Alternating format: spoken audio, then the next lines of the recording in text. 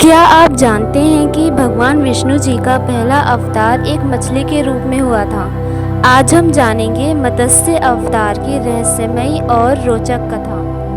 मत्स्य अवतार भगवान विष्णु के 10 अवतारों में पहला अवतार है। ये कथा हिंदू धर्म के पुराणों, विशेष रूप से भागवत पुराण, मत्स्य पुराण और महाभारत में वर्णित है। इस अवतार में भगवान विष्णु ने एक विशाल मछली का रूप धारण किया और सृष्टि को महाप्रलय से बचाया। सतयुग में राजा सत्यव्रत नाम के एक धर्मपरायण और विष्णु भक्त राजा थे।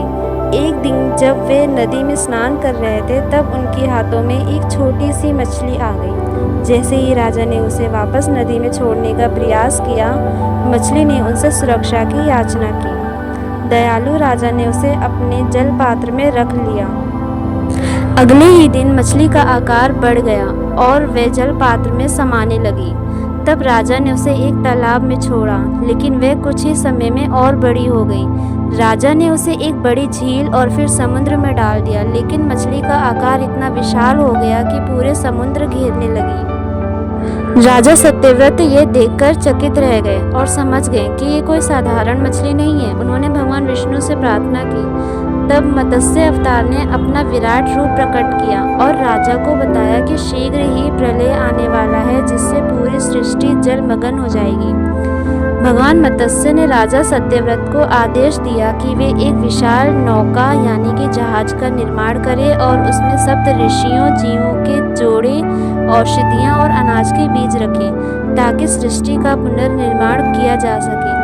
जब प्रलय आया, चारों ओर जल ही फैल गया और भयंकर बारिश हो गई। तब भगवान मत्स्य ने प्रकट होकर नौका को नागराज वासुकी की रस्सी से अपने सींगों से बांध लिया और समुद्र में नौका को सुरक्षित मार्ग दिखाया। इस दौरान भगवान विष्णु ने सप्त ऋषियों को वेदों का ज्ञान और नई सृष्टि की रचना के सिद्धांत समझाए।